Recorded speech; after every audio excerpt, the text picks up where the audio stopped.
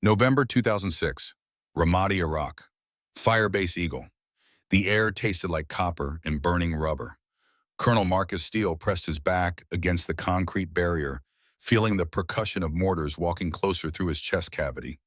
20 meters away, 3 Marines lay bleeding in the kill zone, their arterial spray painting abstract patterns across dust that had been white an hour ago. The insurgent fire came in disciplined, 3-round bursts from positions Marcus had personally cleared 2 days prior. Whoever was running the opposition had received professional training, probably Syrian or Iranian special forces advisors who understood combined arms tactics better than half the officers Marcus had commanded.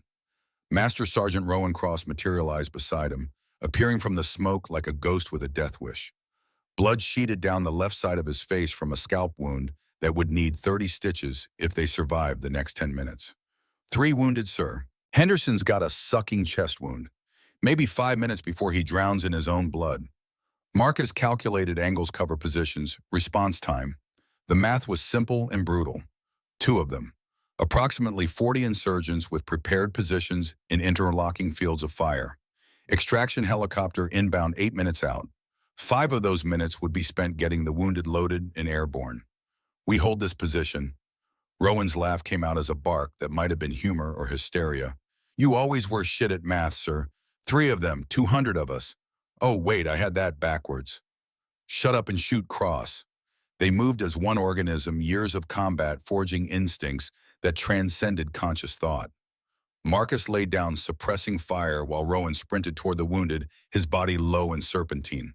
The insurgents adjusted rounds, sparking off concrete inches from Rowan's boots. Marcus shifted position, drawing fire, giving Rowan the seconds he needed to reach Henderson and slap a chest seal over the bullet hole that whistled with each labored breath. The next 4 minutes carved themselves into Marcus's memory with the clarity that only imminent death provided. He burned through 3 magazines, his shoulder aching from recoil, his throat raw from shouting coordinates to the quick reaction force that was 2 minutes away, but might as well have been on Mars. Rowan dragged the wounded one by one toward the extraction point, leaving blood trails that would take weeks of rain to wash away. When the helicopter finally descended through a curtain of tracer fire, Marcus was on his last magazine and Henderson's pulse was barely palpable beneath Rowan's fingers. They loaded the wounded with the practiced efficiency of men who had done this too many times. As the helicopter lifted off, banking hard to avoid an RPG that missed by meters, Rowan collapsed against the bulkhead, his face gray beneath the blood and dust. You know they're going to pin a medal on you for this. Marcus stared at his hands. They were shaking, delayed adrenaline crash, hitting now that the immediate threat had passed. 3 men alive who should have been corpses. 40 insurgents who would regroup and try again tomorrow. The math never worked out the way command wanted it to on paper. They can keep it, just get me home to Sarah. His wife's face materialized in his mind, blonde hair catching sunlight the way she laughed at his terrible jokes about military bureaucracy. 3 more months until rotation ended. 90 days between him and a life that felt increasingly like a dream he'd had once and could no longer quite remember. Present day, October, Pacific Northwest Territory, AlphaKing Marcus Steele's Packlands. The rain had that particularly vindictive quality unique to late autumn in the Northern Territories, cold enough to seep through clothing, but not quite cold enough to transition into honest snow. Marcus stood at the edge of the gathering pavilion, watching 200 wolves pretend they wanted to be here. The scent of wet fur and dominance posturing created an olfactory assault that would have gagged him 5 years ago before he learned to compartmentalize sensory input the way he'd learned to compartmentalize everything else that threatened to overwhelm. The 5 years since he'd taken the AlphaKing position from his father felt simultaneously like 5 decades and 5 minutes. His father had ruled through calculated brutality, turning pack hierarchy into a gladiatorial system where strength was the only currency that mattered, and weakness earned you a shallow grave in the northern woods. Marcus had challenged him not because he wanted power, but because someone had to stop the hemorrhaging before the entire pack structure collapsed into chaos. The fight had lasted 4 minutes. His father had been buried before sunset the same day, and Marcus had spent the next 60 months trying to prove he was neither his father's clone nor weak enough to be manipulated by the council members who circled like sharks, sensing blood in the water. He was 43 years old, former Marine Corps colonel with 20 years of service, 4 combat deployments, and a collection of medals that gathered dust in a shadow box he never opened. Widower, his wife Sarah had died in a car accident 5 years ago, her sedan crushed by a drunk driver who walked away with minor injuries while Sarah bled out before the paramedics arrived. The Marine Corps had offered him compassionate leave. He'd taken 3 days, buried his wife, and returned to Afghanistan because focusing on tactical problems he could solve was preferable to drowning in grief. He couldn't. The pack spread before him represented a different kind of tactical problem. Alphas and betas clustered in groups that reflected political alliances more than social bonds. The handful of Omega's percent hugged the periphery, trying to remain invisible, while their empathic abilities absorbed the contempt and disdain radiating from the higher-ranking wolves. It was a system his father had perfected, and Marcus had inherited it along with the AlphaKing title. Northern border's been probed 18 times in 6 weeks. His voice carried across the pavilion without effort. Command projection honed through decades of making himself heard over gunfire and helicopter rotors. The crowd silenced instantly, conversations dying mid-word, as every wolf oriented toward him with instinctive submission responses they couldn't suppress even if they wanted to. Pattern indicates reconnaissance for a larger operation. I need volunteers for enhanced patrol rotations, 2-week deployments, full tactical loadout, combat rules of engagement. 20 wolves stepped forward immediately, young males eager to prove themselves worthy of notice. Marcus assessed each one with the same cold calculation he'd once used to select Marines for patrol duty in Fallujah. Physical capability mattered, but discipline and the ability to follow orders under pressure mattered more. He'd take a smaller, disciplined force over a larger group of glory seekers every time. His eyes swept the crowd during the selection process, a tactical habit he'd never broken. Assess threats, identify vulnerabilities, note anomalies. His gaze snagged on a figure at the very edge of the pavilion, a blonde woman in her late 20s wearing a jacket that had seen better years. She stood with the peculiar stillness of someone trying to make themselves invisible through sheer force of will. Rebecca Hayes, Emma's daughter. The recognition came with a cascade of associated memories. Emma Hayes had been Omega advisor under the previous Alpha, a position of genuine authority that had died with her 3 years ago. She'd spoken at Marcus's coronation ceremony, her words about balancing power with compassion, falling on ears too filled with anger and grief to truly hear. He'd been 23, freshly victorious from patricide, convinced that any show of mercy would be interpreted as weakness by wolves waiting for him to fail. Emma had died of cancer within 6 months of his coronation. Her daughter had survived by making herself forgettable, a skill that apparently included avoiding pack gatherings until absolutely necessary. Marcus filed the observation away and continued the selection process, but his attention kept drifting back to Rebecca Hayes and to the 3 beta males who were watching her with the focused intensity of predators who'd identified their next meal. Trevor Walsh, Kyle Morrison, Derek Chen. All 3 were veterans dishonorably discharged for assault charges that had been plea bargained down to avoid court-martial publicity. Marcus had allowed them to remain in pack territory because exile felt too much like his father's arbitrary cruelty and because he'd believed in redemption through structure and discipline. Looking at them now, watching Rebecca with calculation that made his combat instincts flare warning signals, Marcus questioned that particular act of mercy. The assembly concluded with logistical details about patrol schedules and supply requisitions. Wolves dispersed in clusters, already forming the social hierarchies that would define the next 2 weeks of border duty.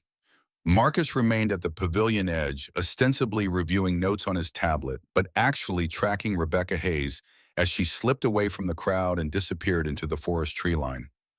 30 seconds later, Trevor Walsh detached from his group and followed. Then Kyle Morrison. Then Derek Chen. Marcus's hand tightened on the tablet hard enough that the screen protector cracked.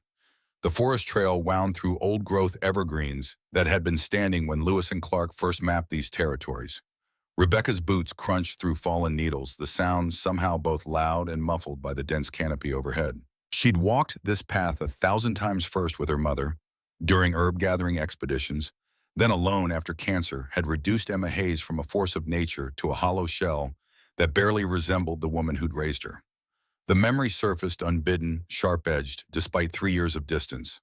Her mother's hands once steady and sure, while demonstrating which plants healed and which killed, reduced to trembling claws that could barely grip a water glass. The hospital smell that had permeated everything, despite the essential oils Emma insisted on burning.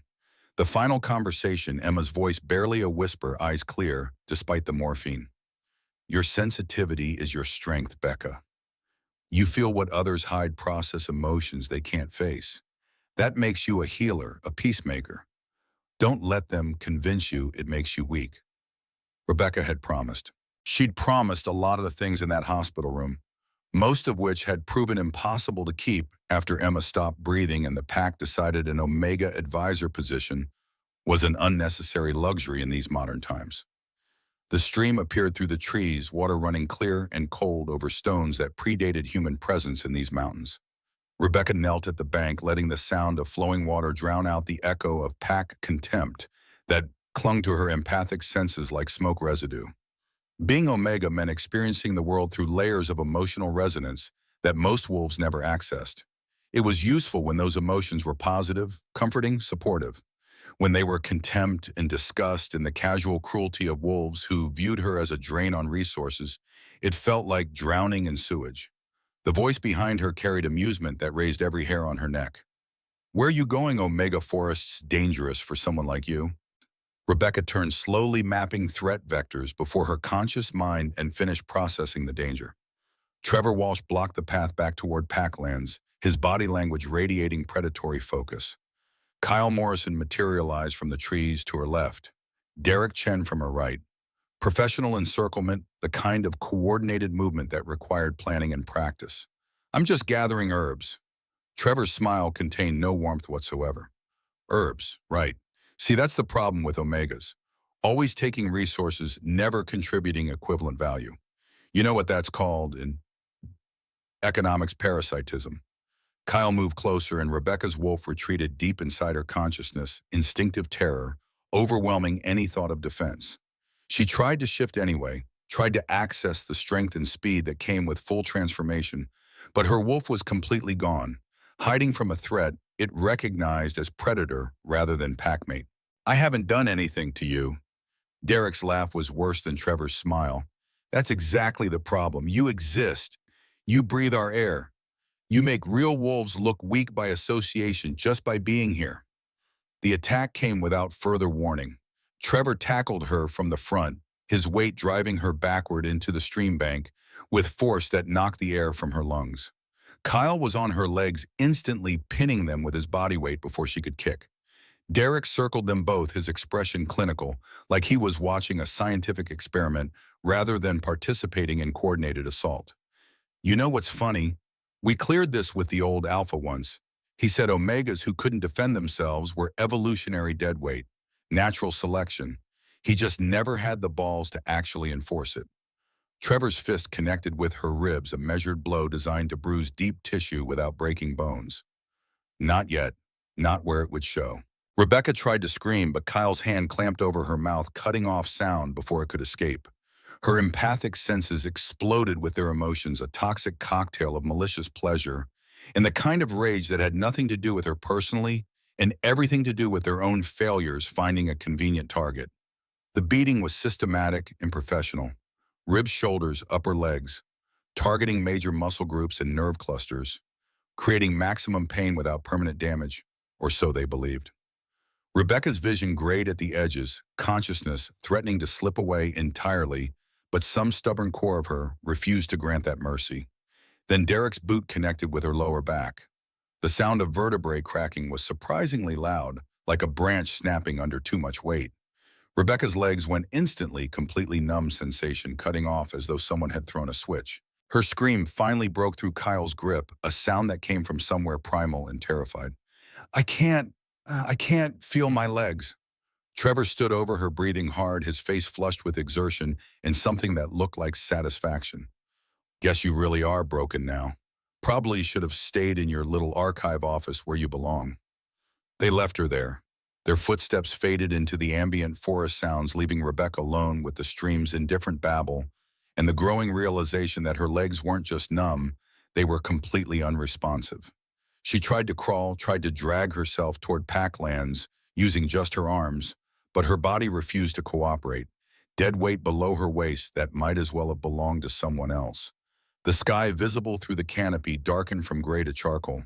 Temperature dropped as evening approached autumn cold, seeping through her inadequate jacket and into bones that had already started shivering. Hypothermia would be a mercy compared to lying here paralyzed, waiting for scavengers or exposure to finish what Trevor and his friends had started. "Help me!" Her voice came out as barely a whisper swallowed by the forest. "Please, someone. I can't walk." Marcus's office was Spartan by most Alpha standards, decorated with function rather than status symbols. Maps covered 3 walls showing packed territory, allied lands, and the patchwork of rogue zones where no Alpha's law held sway. His desk held a tactical radio that could reach allied packs within a 100-mile radius, a secure laptop connected to encrypted channels, and a framed photograph he kept face down in the bottom drawer, except on Sarah's birthday, when he allowed himself to remember what happiness had felt like. Rowan Cross entered without knocking, a privilege earned through 20 years of watching each other's backs in places where a moment's hesitation meant death. "We have a situation." 3 males followed an Omega into the tree line 97 minutes ago. No visual confirmation of return. Marcus's fingers stopped mid-keystroke. Which Omega? Rebecca Hayes, pack archivist, Emma's daughter. The world narrowed to tactical clarity, the same mental shift that had preceded every combat operation Marcus had ever run. Emma's daughter, the woman who'd been standing at the pavilion edge, trying to be invisible while 3 predators marked her as prey. Full search protocol, grid pattern, get thermal imaging if we have units available. Move now. Rowan was already pulling his tactical radio. "I'll take point, team." "Negative, I'm going. You maintain command authority if this goes sideways." Something flickered across Rowan's face, an expression Marcus couldn't quite read, but suspected involved judgment about AlphaKings personally responding to missing Omega reports. He didn't care. Emma Hayes had spoken truth to power when everyone else had been too afraid or too calculating to risk the previous Alpha's displeasure. Her daughter deserved better than dying alone in the forest because Marcus had been too busy managing politics to notice the rot festering in his own territory. The forest search was conducted with military precision, 4-man teams sweeping in coordinated patterns with radio discipline that would have impressed his former commanding officers. Marcus led the central element, his enhanced senses picking through layers of scent information that told a story more accurate than any witness testimony. Rebecca's path was clear, overlaid with the 3 males who'd followed at precise intervals. Then nothing. The trail ended at the stream, and the scent of blood hit him like a physical blow. Rowan's voice crackled over the radio. "Alpha, we have her. Grid reference Delta 7. Female Omega, late 20s, multiple visible trauma, suspected spinal injury. Victim is conscious, but non-ambulatory. Legs completely unresponsive. BP dropping, shock setting, in fast." Marcus was already running, covering the distance in seconds that felt like hours. Rebecca Hayes lay on the stream bank, her body positioned in a way that screamed neurological damage to anyone with combat medic training. Her eyes tracked his approach, conscious but glazed with shock and pain that made his chest tighten with rage he hadn't felt since Sarah's funeral. He dropped to his knees beside her, hands already conducting the assessment his mind demanded. Pulse weak and thready, heart rate elevated as her cardiovascular system tried to compensate for shock. Pupils responsive but sluggish, possible mild traumatic brain injury. Spinal palpation revealed what he'd feared, a step-off deformity in her lumbar region where vertebrae had shifted out of alignment. "Don't move. We're going to get you out of here safely." His voice came out gentler than he'd intended, the command tone he used with his pack, replaced by something he barely recognized. Rebecca's eyes focused on him with difficulty, consciousness slipping in and out like a weak radio signal. "AlphaKing, I need to know who did this. You have my word they'll be held accountable." She hesitated, and he read the calculation behind her eyes. Naming her attackers meant retaliation, and Omegas who caused trouble for higher-ranking wolves rarely came out ahead in the aftermath. But something in his expression must have convinced her, because the names fell from her lips like stones dropping into still water. Trevor Walsh, Kyle Morrison, Derek Chen. They said I shouldn't exist. Marcus's jaw clenched hard enough that his teeth ached. His hands remained steady on Rebecca's wrist, monitoring her pulse, but inside his chest, something that felt dangerously like his father's rage ignited and spread. "Rowan, did you copy that?" "Affirmative." "Find them, detain them in the main hall. Nobody speaks to them before I do." "That's a direct order." He turned his attention back to Rebecca, noting the way her breathing had become shallow and rapid hyperventilation preceding full cardiovascular collapse. "We need a spine board before we move her. Get one here now." The next 15 minutes tested Marcus's ability to maintain professional detachment. The spine board arrived, and he directed the immobilization process with the precision he'd once used for wounded Marines in similar circumstances. Rebecca gasped when they lifted her, pain breaking through whatever shock-induced numbness had been protecting her nervous system. His hands wanted to shake. He forced them steady through sheer discipline, the same way he'd forced himself steady while loading Henderson onto the helicopter with arterial spray painting his uniform. He carried the spine board himself, wouldn't delegate that responsibility to anyone else, despite Rowan's pointed suggestion that AlphaKings had people for manual labor. The forest path seemed longer returning than it had going, and every step measured to minimize jostling, every root and rock a potential obstacle that could worsen her injuries. Rebecca's voice drifted up from the spine board, weak but clear. "Why did you come looking for me?" The honest answer was complicated, involving Emma Hayes and promises he'd never explicitly made, but felt bound to anyway. The tactical answer was simpler. Someone reported a potential situation. In my pack, we respond to those, every time. No exceptions. There was more to it than that, layers he didn't have words for yet, but they emerged from the tree line before he could examine the thought further. The pack scattered before them, wolves stepping back from the sight of their AlphaKing, carrying a broken Omega, as though she mattered, as though her life had value beyond the utility calculus that governed pack hierarchy. This image would define everything that followed. Marcus knew it with the same certainty he'd known which firefights would become legendary among his Marines. AlphaKing Marcus Steele, covered in blood and mud, carrying a Rebecca Hayes as though she were precious rather than disposable. Let them talk. Let them question. He'd spent 5 years trying to prove he wasn't his father. Maybe it was time to stop trying and start demonstrating what leadership actually meant. The medical bay occupied the east wing of the Great Hall, a converted space that had been a torture chamber under his father's rule and was now equipped with modern diagnostic equipment and pharmaceutical supplies. Dr. Margaret Walsh met them at the entrance, her gray hair pulled back in a severe bun, her former Army trauma surgeon. Instincts activating the moment she registered the spine board. Marcus delivered his report with military precision, each detail cataloged and prioritized. Female, 28 years old, Omega designation. Multiple contusions to ribs, shoulders, upper legs visible through clothing. Primary concern is lumbar spinal trauma. Mechanism of injury was blunt force, probable boot impact. Neurological deficits include complete motor loss below L4 dermatome, bilateral sensory loss in lower extremities. Time since injury, approximately 90 minutes. Environmental exposure to declining temperatures for approximately 2 hours. Margaret's eyebrows rose fractionally, the only sign of surprise that Marcus remembered assessment protocols from his combat medic certification 20 years ago. "You haven't lost your touch, Colonel. Get her on the table carefully now." The transfer was conducted with practiced efficiency, Rebecca's slight weight barely registering as they shifted her from spine board to examination table. Margaret's hands moved with the confidence of someone who'd performed this assessment hundreds of times, palpating vertebrae, checking reflexes, documenting the extent of neurological compromise with clinical detachment that didn't quite hide her anger at what she was finding. L4, L5 compression fracture with posterior displacement. Nerve root inflammation severe, but no complete severance that I can detect. That's the good news. Wolf healing will repair the bone structure probably within 6 to 8 weeks. Nerve recovery is the variable. Could be 3 months, could be 6, could be longer depending on how much permanent damage occurred during the initial trauma.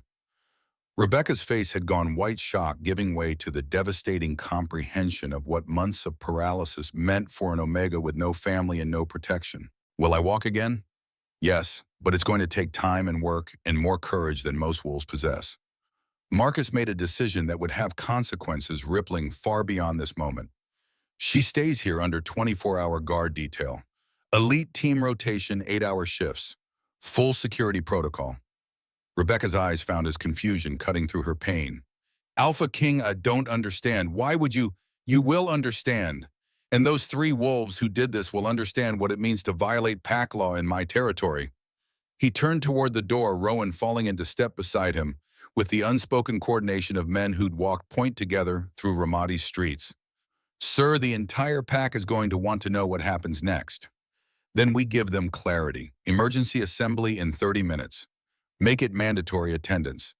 Anyone who's not there better have a damn good excuse. The Great Hall could hold 500 wolves when packed to capacity. Tonight it held just over 300, but the tension filling the space made it feel claustrophobic despite the high ceilings and open architecture. Marcus stood at the raised platform where his father had once presided over executions disguised as justice and felt the weight of every eye in the room fixed on him with an intensity that would have been uncomfortable if he hadn't spent 20 years being evaluated by men who held his life in their hands. Trevor Walsh, Kyle Morrison, and Derek Chen stood in the center of the floor, flanked by 4 of Rowan's elite guards. They'd been stripped of weapons and communication devices, reduced to the most basic pack hierarchy of physical presence and dominance games. All 3 were attempting to project confidence, but Marcus could read the micro-expressions that betrayed their growing unease. He let the silence build until it became oppressive, a tactical lesson learned from officers who understood that control of a room began with control of its attention. When he finally spoke, his voice carried to the furthest corners without requiring amplification. Trevor Walsh, prior service United States Marine Corps, 2008 to 2012. Discharged under other than honorable conditions following assault charges against a fellow Marine. Is that correct? Trevor's jaw tightened, but he couldn't deny documented facts. Yes. Kyle Morrison, prior service United States Army, 2009 to 2013. Dishonorable discharge for assault resulting in permanent injury to a subordinate soldier. Is that correct? Kyle's yes came out sullen, already recognizing where this was heading. Derek Chen, prior service United States Navy, 2007 to 2011. Discharge following multiple incidents of violence against fellow sailors. Is that correct? Derek said nothing, which Marcus chose to interpret as confirmation. 3 veterans, 3 men who took oaths to protect those weaker than themselves. 3 men who broke those oaths badly enough that the United States military, which has traditionally tolerated a fair amount of aggressive behavior, decided they were liabilities rather than assets. Marcus descended from the platform, closing the distance between himself and the accused with measured steps that drew every eye in the room. This evening, Rebecca Hayes was assaulted in pack territory. She suffered fractured vertebrae, nerve damage that may take months to heal, and was left paralyzed in freezing temperatures where exposure would have killed her within hours. 3 witnesses saw you following her into the forest. Your boots carry her blood, and she identified you by name before losing consciousness. Trevor tried defiance one last time. She's just an Omega. We were teaching her that forest paths are dangerous for... Marcus's hand was around Trevor's throat before the other wolf could finish the sentence, lifting him off the ground with strength that made several watching wolves step back instinctively. The rage he'd been containing since finding Rebecca broken and terrified clawed at his control, demanding he finish what his father would have started. You fractured her spine. You left her paralyzed and dying. Be very precise about what you did, because your life depends on the accuracy of your confession. He released Trevor, who dropped gasping to the floor. The temptation to keep squeezing, to feel bone and cartilage collapse under his fingers, was almost overwhelming. But that would be his father's solution, and Marcus had spent 5 years proving he was capable of something better than brutal expedience. The interrogation continued for 20 minutes, each question designed to build an unassailable case through their own admissions. Marcus had conducted enough tactical debriefs to know how to elicit information, and these 3 had none of the training required to resist professional questioning. By the end, they described their attack in enough detail that several watching wolves looked physically ill. When Marcus was satisfied that every pack member understood exactly what had occurred, he returned to the platform and delivered the sentence he'd been constructing since Rowan's radio call. I spent 20 years in the United States Marine Corps, 4 combat deployments to Iraq and Afghanistan. I learned what real strength looks like, and what cowardice looks like. Real strength is protecting those who can't protect themselves, standing between the vulnerable and the threats they can't face alone. Cowardice is preying on the weak because you're too afraid to face anyone who might fight back. He let those words settle, watching comprehension dawn across faces in the crowd. You three represent cowardice in its purest form. You attacked an Omega knowing she couldn't defend herself, knowing no one would witness or intervene, knowing you could inflict maximum damage with minimal risk. That's not pack hierarchy. That's not natural selection. That's terrorism conducted against your own people. The sentence came out cold and final. Permanent exile from all Northern Alliance territories. Your names and descriptions will be circulated to every allied pack within 500 miles marked as dangerous rogues subject to kill-on-sight protocols if found within protected territory.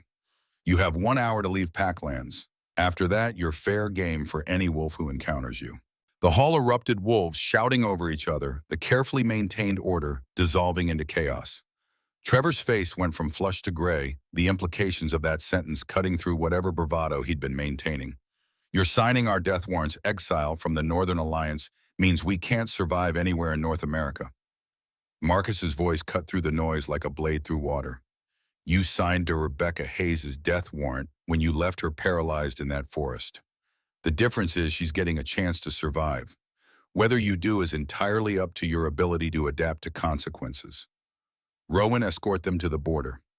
Give them that hour head start. After that, standard rogue protocols apply. He watched them dragged from the hall, their protests fading into the night, and felt none of the satisfaction he had expected. Just exhaustion that went deeper than lack of sleep. Bone-deep weariness of a man who'd spent 5 years trying to build something better than what he'd inherited and kept discovering new failures hiding in the foundations. The crowd dispersed slowly, clusters of wolves discussing what they'd witnessed in tones ranging from approval to shock. Marcus remained on the platform until the hall emptied, then made his way back to the medical bay where Rebecca Hayes lay unconscious, her body fighting battles she didn't even know had started. Margaret looked up from her charts, reading something in his expression that made her set down her stylus. She'll live. The immediate danger has passed. But Marcus, she's going to need more than medical care. That kind of trauma, physical and psychological combined, it breaks people. She'll need support, community purpose. Things Omegas don't usually get in pack hierarchy. Then we change the hierarchy. The words surprised him as much as they clearly surprised Margaret, but once spoken they felt inevitable, like a tactical decision that had been building for years and finally crystallized into conscious intention. How Marcus looked at Rebecca's sleeping face, seeing Emma Hayes' daughter, and also something more, a catalyst for changes he'd been too afraid or too busy to implement. I'm reinstating the Omega advisor position. When she's recovered enough to walk again, I'm offering her the job her mother held. Margaret's smile was small but genuine. Emma would have liked that. She always said you had more potential than you gave yourself credit for. Marcus had no response to that, so he settled into the chair beside Rebecca's bed and began the vigil that would stretch into 3 days of medically induced sedation while her body fought to repair damage that should have killed her. Rowan brought him food he barely touched and reports he acknowledged without really processing. The pack would run itself for 72 hours while he dealt with the novel experience of caring whether an Omega survived her injuries. On the 4th morning, Rebecca's eyes opened with the clarity of someone returning from very far away. She found him immediately, confusion warring with recognition. You stayed. Someone needed to be here when you woke up. Her hand moved fractionally toward him, then retreated as though she'd remembered the vast gulf of pack hierarchy that supposedly separated an AlphaKing from a broken Omega. What happens now? Marcus had been considering that question for 3 days. The answer had refined itself with each passing hour into something that felt right in a way very few decisions had since he'd taken the AlphaKing title. Now you heal. Margaret says 6 to 8 weeks before you're walking normally again. We have physical therapy equipment and specialists who work with combat injuries. You'll have access to everything you need. And after that, we talk about your mother's position and whether you're interested in resurrecting something this pack should never have discontinued. Rebecca's eyes wide in genuine shock, breaking through her carefully maintained neutral expression. The Omega advisor position you want me to? I want you to think about it while you heal. No pressure, no obligations. But yes, that's the conversation we're going to have when you are ready. He stood his body protesting 3 days of sleeping in an uncomfortable chair and made it as far as the door before her voice stopped him. Thank you for coming when no one else would have. Marcus looked back at her, this Omega who'd survived something that should have killed her, who looked at him with gratitude, instead of the fear or calculation most wolves showed their Alpha King. Thank you for surviving. The pack needs voices willing to speak uncomfortable truths now more than ever. The door closed behind him with a soft click, and Marcus emerged into daylight that felt too bright after 3 days in the medical bay's controlled environment.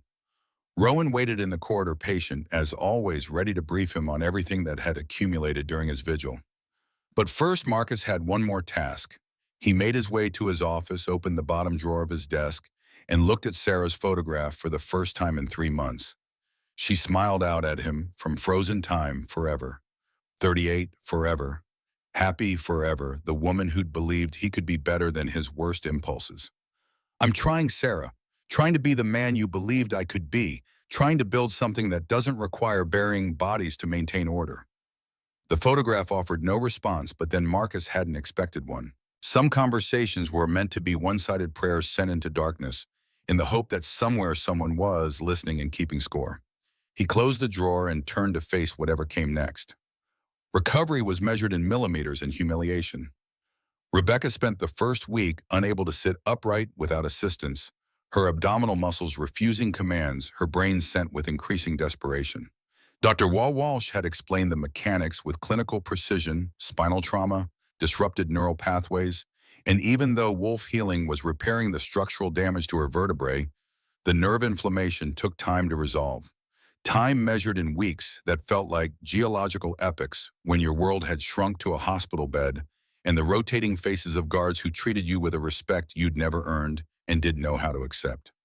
The guards themselves became familiar through repetition.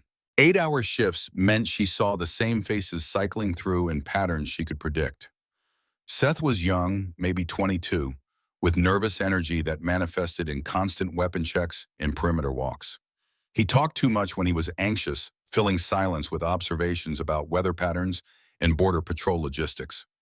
Rebecca found his chatter oddly comforting, a reminder that the world beyond this room continued functioning despite her current irrelevance. Marcus came every evening just after sunset, a pattern so consistent she found herself watching the door in anticipation 15 minutes before his arrival. He never stayed long, just checked her progress with Dr. Walsh and asked questions about pain management and physical therapy schedules.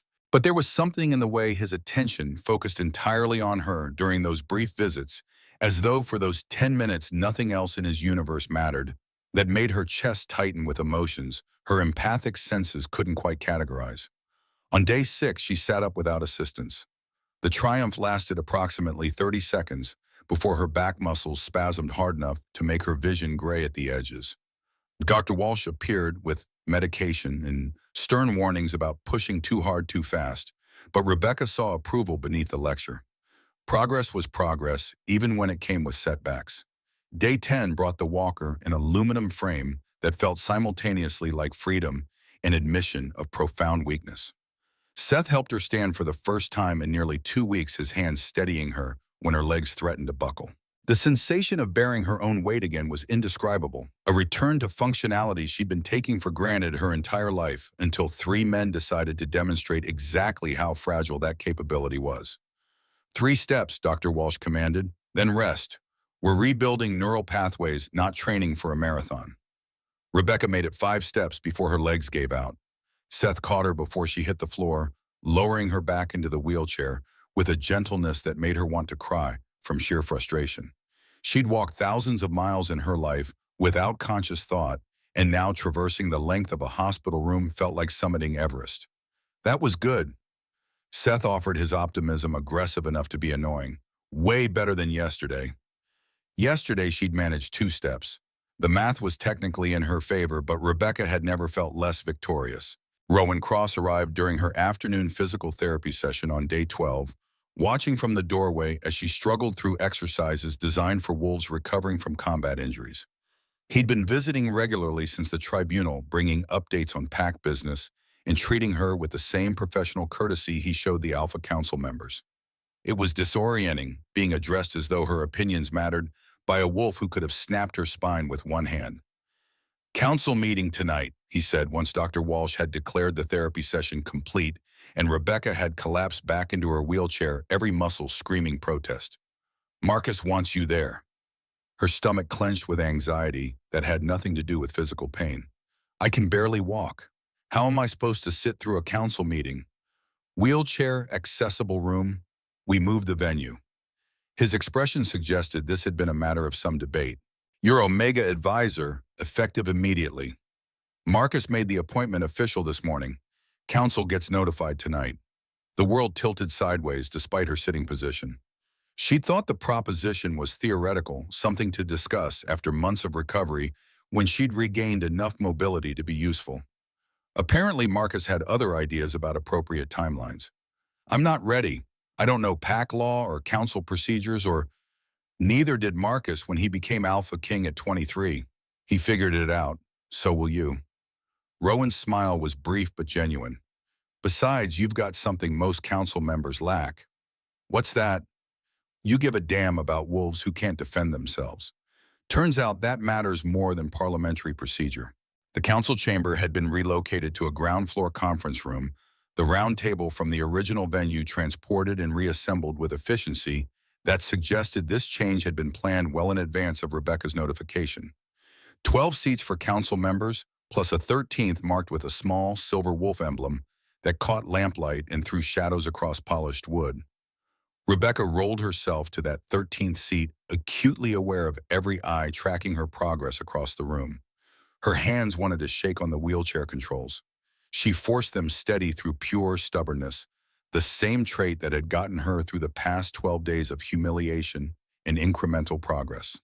The council members filtered in over the next 10 minutes, their reactions to her presence ranging from curiosity to poorly concealed hostility.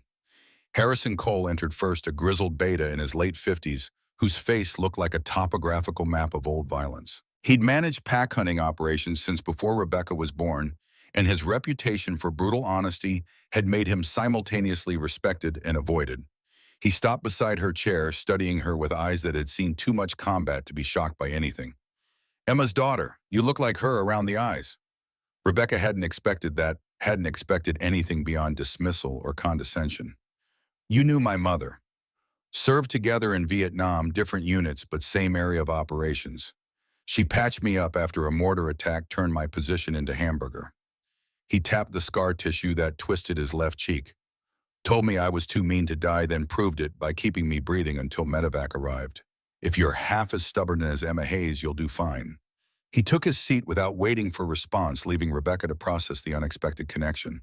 Her mother had never talked much about her own military service, had deflected questions with vague references to medical training and field hospitals. Learning she'd served in combat zones, that she'd saved lives under fire, added dimensions to Emma Hayes that Rebecca had never imagined. Victoria Brennan arrived next, her entrance calculated for maximum impact. She was 45, alpha female director of PAC educational programs, and according to Rowan's briefings, the most likely source of organized opposition to any policy changes Marcus attempted. Her tailored suit and perfectly styled dark hair projected authority that her wolf nature reinforced through dominance. Pheromones Rebecca's empathic senses picked up like radiation exposure. Victoria's gaze locked onto Rebecca with the focused intensity of a surgeon examining a tumor. "This is highly irregular, Alpha. The council is for decision makers, not..." She stopped herself, calculating whether finishing that sentence would cost more than the satisfaction of saying it. Marcus's voice cut across the room with the kind of quiet menace that made every wolf present straighten instinctively. "Not what, Victoria. Choose your next words very carefully." Victoria's jaw tightened, but she had survival instincts well honed by years navigating pack politics. She took her seat without completing the thought, though her expression promised this conversation was merely postponed, not abandoned. The remaining council members filed in, each bringing their own particular energy to the room. Nathan Cross, Rowan's younger brother, who managed territorial patrols with competence that would have been impressive even without his family connection. Dr. Margaret Walsh, whose medical expertise gave her authority that transcended pack hierarchy. Thomas Reeves, logistics coordinator and Victoria's closest ally. His round face set in neutral lines that suggested he was waiting to see which way political winds blew before committing to any position. Marcus entered last, his presence immediately dominating the space in ways that had nothing to do with physical size and everything to do with the accumulated weight of command authority. He'd changed from the casual clothes he wore during medical bay visits into something more formal, dark slacks and a button-down shirt that emphasized the military posture Rebecca had noticed during their first real conversation. He took his seat at the table's head gray eyes sweeping the assembled council with assessment that felt comprehensive despite its speed. Before we begin standard business, I'm making an announcement, effective immediately. Rebecca Hayes is appointed as Omega Advisor to the AlphaKing with full speaking rights on all matters pertaining to PAC welfare, Omega concerns, and lower rank advocacy. This position reports directly to me, holds equivalent council authority to department heads, and carries my complete backing on policy recommendations. The silence that followed felt heavy enough to crack the floor. Thomas exchanged glances with Victoria, their wordless communication obvious even to Rebecca's untrained observation. Harrison grunted something that might have been approval. Nathan looked thoughtful, his tactical mind clearly working through implications.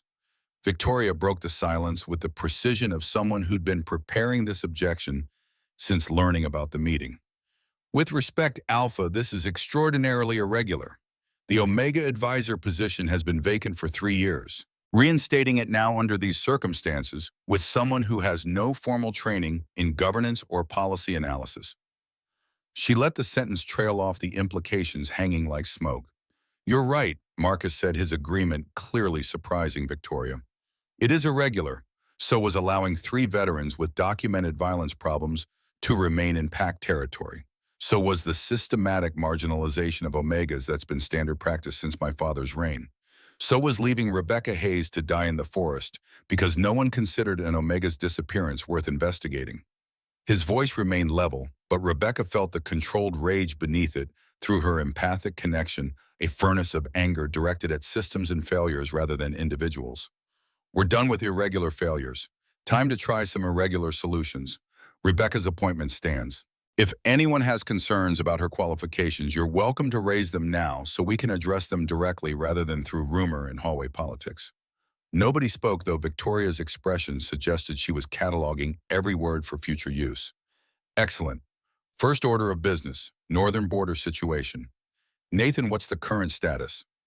Nathan pulled up tactical displays on the room's central screen to satellite imagery marked with patrol routes and incident locations. Probe attacks stopped completely after we increased patrol frequency and implemented the observation post network. Haven't had a single border violation in 11 days. Intelligence suggests the rogue pack that was testing our defenses has moved on to easier targets, probably the disputed territory between Western Alliance and Cascade Pack.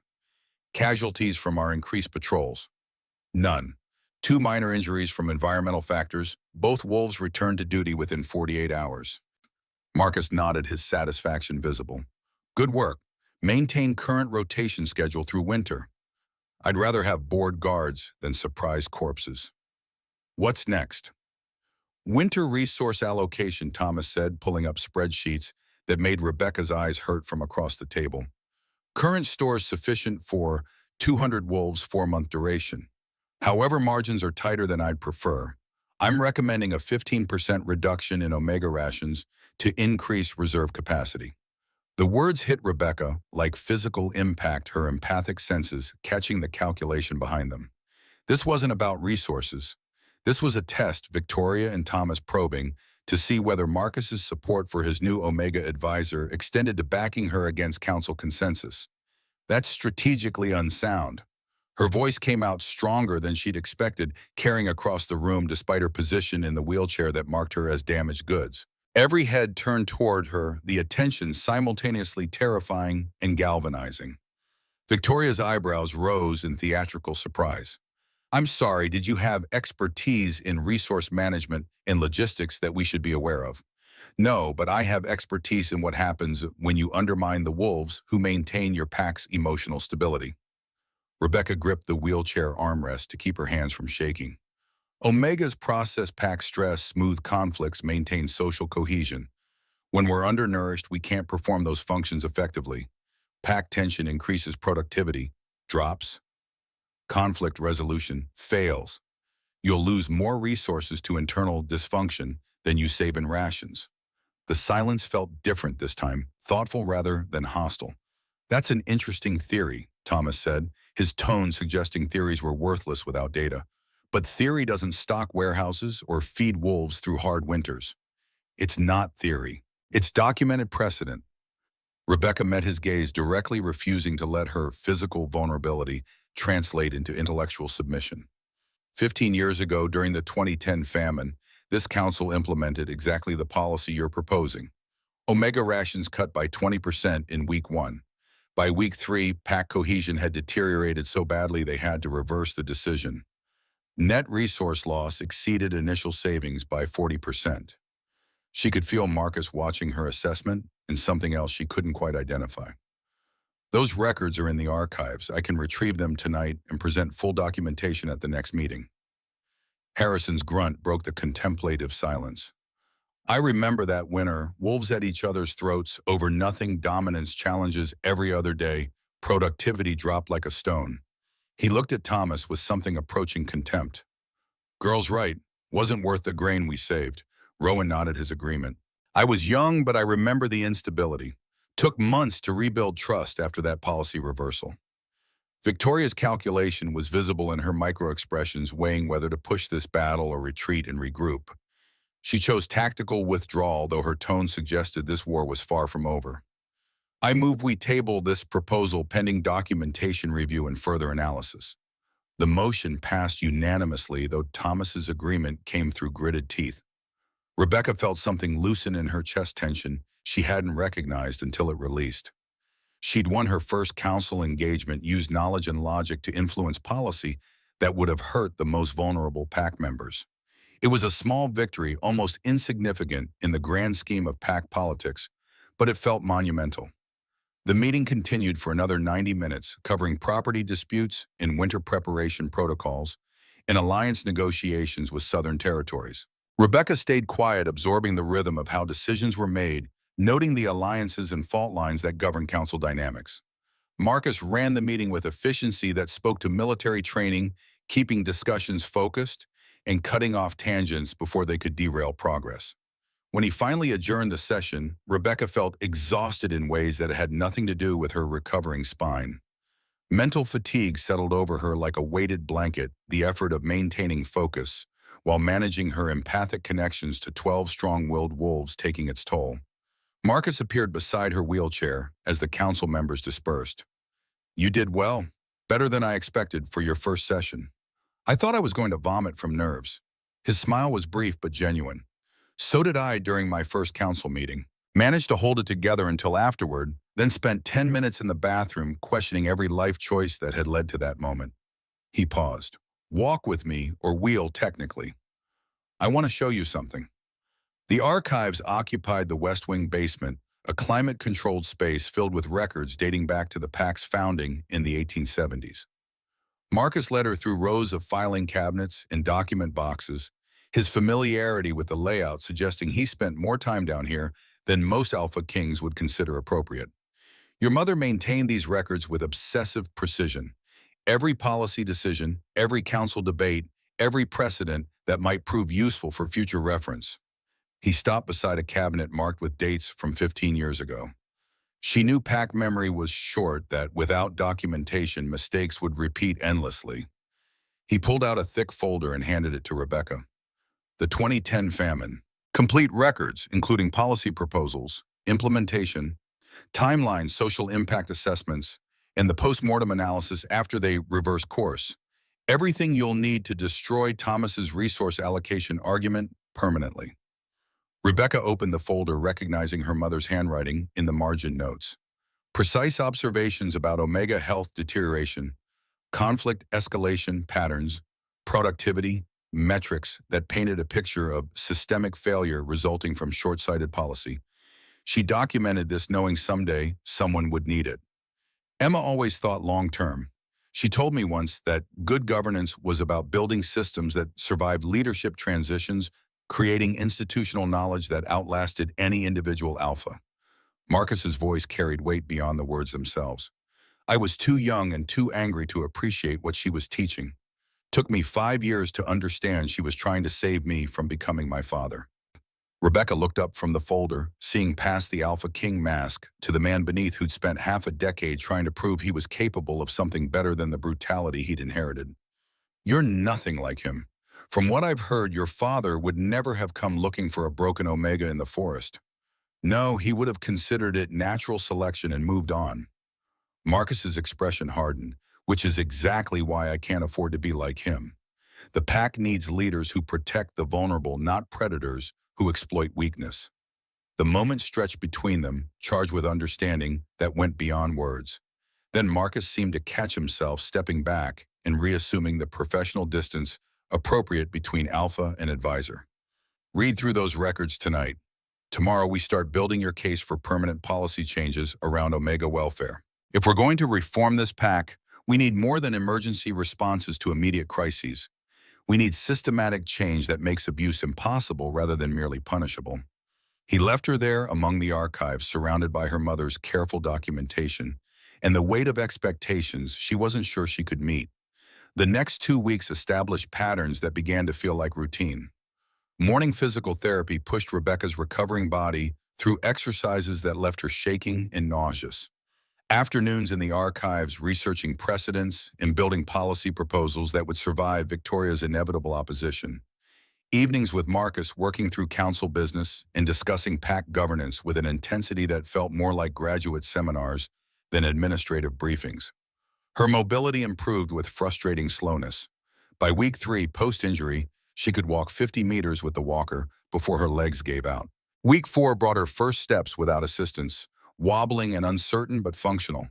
Derwal Walsh cleared her for light duty on day 28, which apparently meant Rebecca was now expected to navigate pack rounds independently while maintaining her council responsibilities and research obligations. Seth still accompanied her everywhere the guard detail Marcus had implemented, showing no signs of being temporary. Rebecca had stopped protesting after the first week, recognizing that the protection was as much about sending messages to the pack as actual security concerns.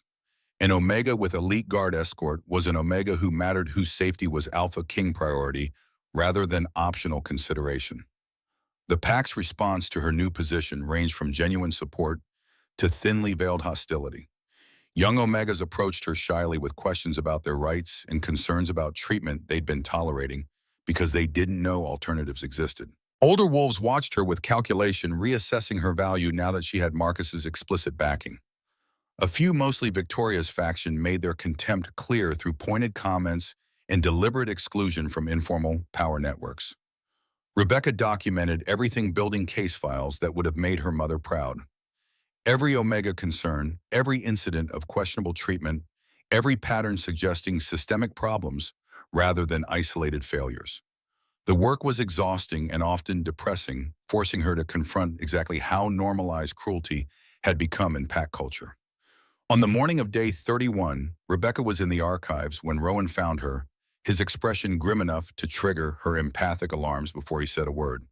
"We have a situation. Marcus needs you in his office immediately." The walk from archives to office took 5 minutes that felt like an hour. Rebecca's recovering legs protesting the rushed pace while her mind cycled through increasingly dire scenarios. Rowan offered no additional information, his silence more ominous than any explanation would have been. Marcus's office held 3 unfamiliar wolves. When she arrived, they were scent carrying traces of territory she didn't recognize. The tallest was a woman in her 40s, alpha energy radiating from her with intensity that made Rebecca's wolf want to bare its throat in submission. The 2 males flanking her were clearly enforcers, their body language screaming military training and violence held barely in check. Marcus stood at his desk, tactical maps spread across the surface, his expression carved from granite. "Rebecca, this is Alpha Grace Rivera from Riverside Pack, approximately 80 miles north of our territory. Grace Rebecca Hayes, my Omega advisor." Grace's assessment was comprehensive and unsettling, her gaze cataloging details with predator focus. "Omega advisor, interesting. I didn't realize that position still existed in modern pack structures. It didn't until recently. Marcus said, his tone suggesting this history lesson was low priority. Grace has intelligence that concerns both our territories. I need your input. Grace pulled out a tablet, calling up photographs that made Rebecca's stomach clench. Three young women, probably early 20s, smiling at the camera with the kind of joy that came from not knowing their futures would be abbreviated by violence. Three Omegas from my pack disappeared over the last 6 weeks, all without trace. We've tracked scent trails to your border multiple times, always losing them where your territory begins. The implications hit like physical impact. You think someone from our pack is responsible? No. Grace's expression was grim. I think someone is using your territory as a hunting ground, taking Omegas because they're vulnerable and unlikely to be missed immediately. The pattern matches trafficking operations we've seen before: rogues who scout territories, identify targets, and sell them to packs with Omega shortages. Rebecca's empathic senses exploded with horror, catching the edges of Grace's controlled rage and the grief beneath it for pack members that she'd failed to protect. How long has this been happening? 6 weeks that we know of, could be longer. Omegas don't always report feeling unsafe, and disappearances get attributed to voluntary departures until someone bothers investigating. Grace looked at Marcus. Have you had any unusual reports, Omegas mentioning being followed, seeing unfamiliar wolves, anything that might indicate surveillance activity? Rebecca's mind raced through the logs she'd been maintaining, thousands of entries cataloged and cross-referenced for patterns. 3 separate incidents over the past 2 months. Female Omega 31 felt watched during a forest walk near the eastern border. Male Omega 24 reported wrong scent near the access road. Female Omega 19 saw an unfamiliar vehicle on pack lands. She pulled out her tablet, calling up the entries. I logged them but didn't see the connection because they were spread across different weeks and locations. Grace and Marcus exchanged looks that communicated volumes. It's a trafficking ring, Grace said flatly. Professional operation. They scout territories over weeks or months, identify vulnerable targets, establish patterns, then strike when the opportunity presents. We've seen this before about 10 years ago. Took 5 packs working together to eliminate the network. Marcus's hands clenched into fists, the only outward sign of the rage Rebecca could feel pouring off him in waves. How did you stop them last time? Coordinated strike. Intelligence sharing, synchronized operations, overwhelming force applied simultaneously across multiple locations. Grace leaned forward. But first we needed bait, someone visible enough to draw them out, predictable enough that they'd see an easy target. Rebecca knew where this was going before Grace's eyes shifted toward her. Your Omega advisor, she's perfect. High-value target given her position, predictable routine from what I understand, and they'd see her recent enduring as vulnerability they could exploit. Marcus's response was immediate and absolute. No. Alpha, Grace began. I said no, we'll find another approach. Rebecca's voice cut across the room, surprising herself with its steadiness. What other approach? Let more Omegas disappear while we try to lure them with someone less visible. Rebecca, how many disappeared from Riverside before you noticed the pattern, Grace? Grace's expression tightened. 3 confirmed. Could be more, we haven't connected yet. Rebecca met Marcus's eyes, seeing the war between tactical necessity and personal concern playing out in real time. Then we don't have time for another approach. If I can help stop this, if I can prevent even 1 Omega from being taken, then it's worth the risk. You're still recovering. Your mobility is limited. If something goes wrong, then you make sure nothing goes wrong. You're a tactical genius who spent 20 years keeping Marines alive in combat zones. Apply that expertise to keeping 1 Omega safe while we catch predators. The silence stretched until Rowan broke it with observation that sounded like reluctant agreement. She's right. We can control variables, establish proper overwatch, maintain response teams. It's risky but manageable if we do it correctly. Marcus looked like he wanted to argue further, his need to protect warring with his understanding that Rebecca was correct. Finally, he turned back to Grace with resignation evident in every line of his body. We do this my way. Full tactical protocol, overwhelming response capability, abort conditions clearly defined. At the first sign of compromise, we extract and reassess. Grace nodded her agreement. Your territory, your operational control. I'll provide intelligence support and backup assets. Rebecca felt the weight of her decision settling across her shoulders. She'd just volunteered to be bait for predators who'd already demonstrated they were willing to kill. But the alternative, more Omegas disappearing, more families destroyed by absence, was unacceptable. That evening, Marcus called an emergency assembly in the Great Hall, packing 300 wolves into a space that felt too small for the tension it contained. Rebecca sat beside him on the raised platform, her wheelchair a visible reminder of recent violence and her vulnerability. She'd argued for standing, for projecting strength, but Marcus had overruled her with logic she couldn't dispute. The pack needed to see her as she was recovering, but functional damaged, but not broken. His briefing was comprehensive and terrifying, delivered with military precision that left no room for misunderstanding. 3 Riverside Omegas missing. Trafficking ring operating across pack boundaries. Coordinated response required. New safety protocols effective immediately. Rebecca watched fear ripple through the assembled Omega's parents, pulling children closer. Older wolves' faces hardening, with recognition of threats they'd hoped were historical rather than current. When Marcus finished, she stood, her legs shaking slightly, but holding her weight. I know you're scared. I am too. Her voice carried across the silent hall, every wolf watching with attention that felt like judgment. But fear makes us careful, and careful keeps us alive. Starting tonight, new rules are mandatory. No one travels alone, especially near borders. Everyone reports anything unusual, no matter how minor it seems. Anyone claiming to be from another pack gets verified through official channels before any interaction. A young male Omega raised his hand, his voice trembling when he spoke. What if they grab us anyway? What if being careful isn't enough? Marcus answered before Rebecca could, his tone carrying absolute conviction. Then you fight. You scream. You make them regret choosing you as a target. And you trust that your pack will come for you because we will. Every single one of you matters. Every single one will be defended with everything we have. Something shifted in the room, fear transmuting into determination.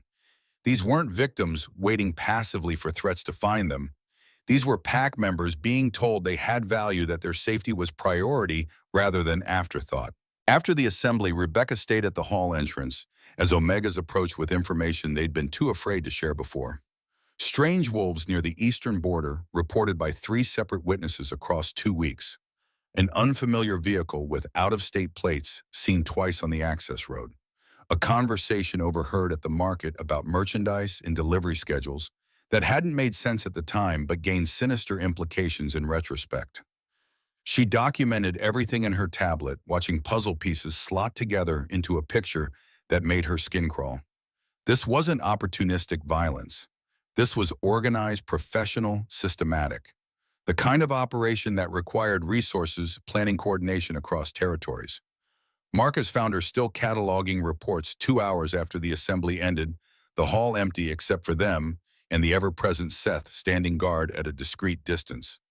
You should rest. Tomorrow starts early. Tomorrow I become bait for human traffickers. Sleep seems less important than making sure we have every piece of intelligence available. He settled into the chair beside her close enough that she caught his scent, pine and gunpowder, and something indefinably him that made her wolf stir with interest her conscious mind wasn't ready to examine. Rebecca, I need to ask something. Something I have no right to ask, but I'm asking anyway. She looked up from her tablet, recognizing the tone that preceded difficult conversations. You're going to tell me I don't have to do this, that we can find another way. Yes, because it's true. You don't have to risk yourself. You've already survived one attack that should have killed you. Asking you to voluntarily make yourself a target again? His voice roughened. If something happens to you, if they succeed in taking you, that's on me. That's my failure. Rebecca set down her tablet, turning to face him fully. And if more Omegas disappear while we try to find a safer approach, if Riverside loses another pack member, or we lose one of ours because we chose caution over action, that failure is shared. That's not the same. It's exactly the same. You taught me that. She leaned forward, holding his gaze. You said the pack needs voices willing to speak uncomfortable truths. Here's an uncomfortable truth. Sometimes protecting people requires putting yourself at risk. You know that better than anyone. You've done it for 20 years. His expression was unreadable, layers of alpha authority and military discipline, and something more personal warring beneath the surface. I'm not asking you to protect me from consequences of my own choices. I'm asking you to make sure those choices count for something. Marcus was quiet for a long moment, then nodded slowly. 5 days. We give them 5 days of you maintaining normal routines with invisible overwatch. If nothing happens, we reassess and find a different approach. And if something does happen, his smile was cold enough to make her shiver despite the heated hall. Then they learn what happens when you hunt on my territory. The forest path looked different when you walked it, knowing predators were watching. Rebecca had traversed this route hundreds of times over the years, her feet finding purchase on roots and stones through muscle memory that required no conscious thought. Now every shadow held potential threats. Every sound of wind through branches might mask approaching footsteps, and her empathic senses stretched thin, trying to detect danger before it materialized into violence. Day one passed without incident. She walked to the stream where Trevor and his friends had broken her spine, forcing herself to remain there for 20 minutes, despite every instinct screaming to run. The stream babbled its indifference to human trauma, water flowing over stones that had witnessed her attack and would witness countless others with the same apathy. She returned to pack grounds as sunset painted the sky in shades of blood orange, her legs aching but functional Seth materializing from the trees to escort her the final 100 meters. Marcus was waiting at the medical bay when she arrived, his expression carefully neutral, but his scent betraying concern, her empathic abilities caught like smoke inhalation. Nothing, she reported before he could ask. Felt watched around the halfway point, but that could have been Rowan's team. It was. They had eyes on you the entire route. He paused, calculation visible in the micro-expressions most wolves wouldn't catch. Are you certain you want to continue? 4 more days, that was the agreement. Day 2 brought morning fog thick enough to reduce visibility to arm's length, the kind of weather that would provide perfect cover for an ambush. Rebecca walked her route anyway, the silver knife Marcus had commissioned, pressing against her hip beneath her jacket. She'd practiced drawing it during physical therapy sessions, the motion becoming reflexive through repetition. Whether she could actually use it effectively against multiple attackers remained theoretical, but having the option felt better than complete helplessness. The fog created sensory deprivation that made her empathic abilities useless. She couldn't read emotions, she couldn't locate, couldn't anticipate threats she couldn't see. Her hand drifted to the knife handle, repeatedly reassurance through contact, until she forced herself to stop the tell that would signal fear to anyone observing. Nothing happened. The fog lifted by noon, revealing forests that looked innocuous in daylight, and Rebecca returned to pack grounds, feeling simultaneously relieved and frustrated. How long could they maintain this pattern before the traffickers either struck or moved on to easier targets? Day 3. Day 4. The routine became almost mundane, fear dulling through repetition into something closer to background anxiety. Rebecca caught herself thinking about council business during the walks, mentally composing policy proposals about Omega healthcare access and educational opportunities. Rowan had warned her about complacency, about how combat deployments created false sense of security through extended periods of inactivity punctuated by sudden violence. She tried to maintain vigilance, but human attention wasn't designed for sustained hyper-alertness. Day 5 arrived with weather that matched her mood, gray cold, promising rain that would make the forest paths treacherous. Rebecca dressed in layers, pulled her blonde hair back in a braid that wouldn't obstruct vision, and checked the knife placement one final time before leaving her quarters. Seth fell into step beside her, his usual nervous energy replaced by something harder.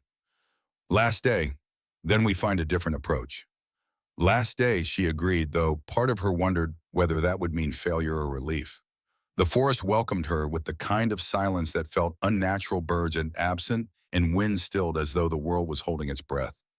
Rebecca's empathic senses flared, warning 30 seconds into the tree cover, catching emotions that definitely weren't coming from Rowan's distant Overwatch team. Predatory focus, anticipation, the particular flavor of violence about to be unleashed. She kept walking, forcing her pace, steady, a hand drifting to the knife handle beneath her jacket. The stream appeared through the trees ahead, water running faster than usual from recent rainfall. 20 more steps. 15. 10. They came from three directions with coordination that spoke to professional training and careful planning. Faces covered with dark tactical masks, movements economical and precise closing distance before her conscious mind finished processing the threat. Rebecca screamed the agreed-upon signal, and her hand was already moving toward the knife when the first attacker reached her. She drew and slashed in one motion, muscle memory from repetitive practice overriding conscious thought. Silver blade connected with exposed forearm, cutting through fabric and skin with resistance that felt both easier and more viscerally horrible than she'd imagined. The attacker howled and stumbled back, momentarily disengaging. But there were three of them, and one of her and her legs still weren't as strong as they needed to be. Hands grabbed her from behind, strong arms pinning hers before she could bring the knife to bear again. Something pressed over her mouth and nose cloth, saturated with chemical sweetness that made her head swim instantly. Then the forest exploded. Rowan materialized from the underbrush like vengeance given form, his tackle taking down the attacker behind Rebecca with impact that drove both bodies into the muddy ground. Two more guards appeared simultaneously, their movements coordinated through hand signals Rebecca's drugging consciousness couldn't track. Suddenly, her captors were the ones fighting for survival, professional predators, discovering they'd walked into a trap designed by wolves who'd spent decades perfecting violence. Through the chemical haze distorting her vision, Rebecca saw Marcus arrive at the clearing edge. His face was transformed beyond recognition, no trace of the controlled AlphaKing who ran council meetings with military precision. This was something primal and terrifying rage given physical form, moving with speed that shouldn't have been possible, even for enhanced wolf physiology. The attacker she'd cut was running smart enough to recognize when tactical situations turned catastrophic. He didn't make it 10 steps. Marcus's hand closed around his throat, lifting him off the ground with one arm, and even through her fading consciousness, Rebecca felt the wave of absolute fury radiating from him. "Who sent you?"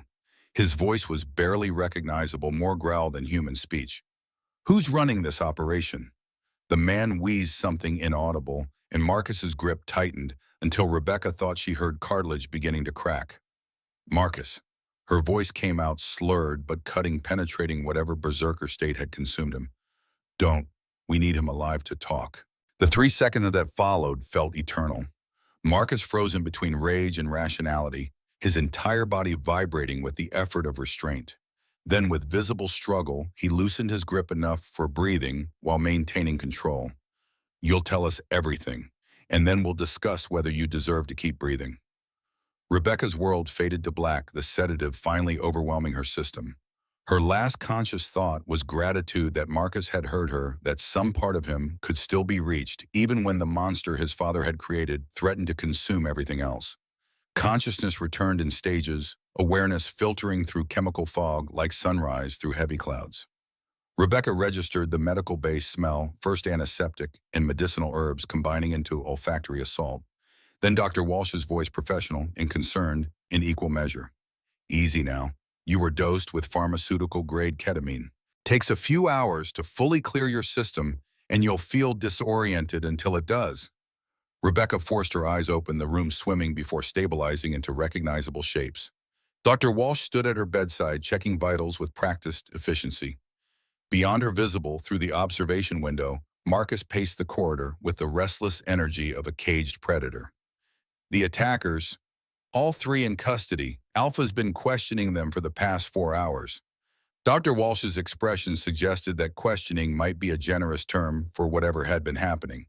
"You were very brave and very lucky. That knife wound you inflicted slowed him down enough for the response team to reach you."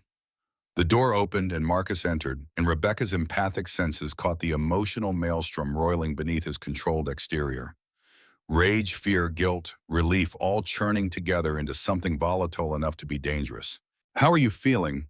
"Like I got chloroformed by human traffickers." "So not great." She pushed herself upright despite Dr. Walsh's disapproving sound. "What did they tell you?" Marcus settled into the chair beside her bed, his movements careful as though sudden motion might shatter whatever control he was maintaining. "Everything. They gave up the entire operation within 2 hours, once they understood their options were limited to cooperation or extremely unpleasant alternatives. His voice carried the flat affect Rebecca had learned to associate with him, processing trauma, military discipline, compartmentalizing emotions that threatened to overwhelm. 3 bases across Allied territories, Central Operation Hub in neutral lands approximately 200 miles north. They've been running this operation for 11 months, taking Omegas from packs with insufficient security protocols. 7 Omegas currently in captivity, including Riverside's 3. He paused, jaw tightening. Selling them to remote packs with Omega shortages, places where questions aren't asked, and Omegas are treated as breeding stock. Rebecca's stomach churned with horror that had nothing to do with residual sedatives. When do we go get them? Coordinated strike, 4 packs, tomorrow night. His eyes met hers and she saw the war playing out behind them. You're not coming. Before you argue, this is non-negotiable. You'll coordinate medical support from the forward operating base, help Dr. Walsh prepare for trauma victims, but you stay behind defensive perimeter. I wasn't going to argue. I know my limitations. She caught his hand, feeling the tremor in his fingers that betrayed the control his expression projected. But Marcus, you can't go either. Not in the state you're in right now. I'm fine. You're really not. I felt what you were feeling in that clearing. If I hadn't stopped you, you would have killed that man before we got any information. His hand tightened around hers, not painfully, but with intensity that spoke to desperation for anchor points. I thought they'd taken you. For 3 seconds before Rowan reached you, I thought I'd failed, and they were going to disappear you like they'd disappeared 7 others. His voice dropped to barely audible. I can't lose someone else. He stopped whatever he'd been about to say, trapped behind walls of discipline and hierarchy. You're my Omega advisor, my responsibility. The thought of failing that responsibility, the way I failed Sarah. You didn't fail Sarah. A drunk driver failed Sarah. And you didn't fail me. You saved me, Marcus, today and 5 weeks ago in the forest. I put you at risk, used you as bait. That's not saving, that's leadership, making hard calls that put people in danger for greater good. You've been doing it for 20 years. She shifted position, ignoring Dr. Walsh's warning look about moving too quickly. But you're right that you can't lead tomorrow's operation while you're emotionally compromised. So here's what's going to happen. Rowan leads the assault element. You command from the Tactical Operations Center, where you can coordinate 4-pack response without your personal rage endangering the mission. That's how Marine colonels operated in combat zones, isn't it? Strategic oversight rather than kicking in doors. Marcus looked like he wanted to argue, but tactical logic was undeniable. You're asking me to send Rowan into danger while I stay safe. I'm asking you to do your actual job instead of trying to be a lance corporal with a death wish. She squeezed his hand. You taught me that sometimes protecting people means accepting you can't personally solve every problem. Time to apply that lesson to yourself. The silence stretched until Dr. Walsh cleared her throat with pointed deliberateness. She's right, Marcus. You go into that operation the way you are now, you'll get good wolves killed through emotional decision-making. Your father made choices from rage. You've spent 5 years proving you are better than that. Don't waste it now. He nodded slowly, acceptance settling across features that looked carved from stone. Rowan leads assault. I coordinate from TOC. But I'm going to the forward operating base, not staying here playing politics while wolves risk themselves. Agreed, Rebecca said, recognizing compromise when she heard it. The next evening arrived with the kind of crystalline cold that made breathing painful and turned exhaled breath into visible clouds. Rebecca stood at the forward operating base, a commandeered warehouse 15 miles from the target location, and watched organized chaos resolve into military precision as 4 packs worth of tactical assets assembled for coordinated strike. Marcus occupied the Tactical Operations Center, surrounded by communication equipment and digital displays showing real-time feeds from reconnaissance drones. He'd transformed completely from the emotionally volatile wolf she'd confronted in the medical bay into the Marine colonel who'd commanded combat operations across multiple theaters. His voice over the radio net was calm, authoritative, directing elements with efficiency that made the complex coordination look effortless. Rowan checked equipment one final time, his team mirroring his methodical preparation. He caught Rebecca watching, and crossed to where she stood with Dr. Walsh and the medical support personnel. Keep him focused if things go sideways. He trusts your judgment more than he admits. Just come back alive, both of you. His smile was brief but genuine. That's always the plan. The assault teams loaded into vehicles' engines, rumbling to life in sequence that sounded like thunder. Rebecca watched them disappear into the night, then turned to the organized chaos of medical preparation. Gurneys arranged in rows, trauma supplies staged for rapid access. Dr. Walsh directing her team with the same calm authority Marcus projected over the radio net. 7 potential victims, unknown condition. Expect malnutrition, dehydration, psychological trauma, ranging from acute stress to full dissociation, possibly physical injuries if they resisted captivity. Dr. Walsh caught Rebecca's eye. Your empathic abilities will be essential for initial assessment. Some of them may be too traumatized for verbal communication. Rebecca nodded, pushing down the anxiety that threatened to overwhelm her focus. She could do this. She'd spent 5 weeks rebuilding herself from paralysis.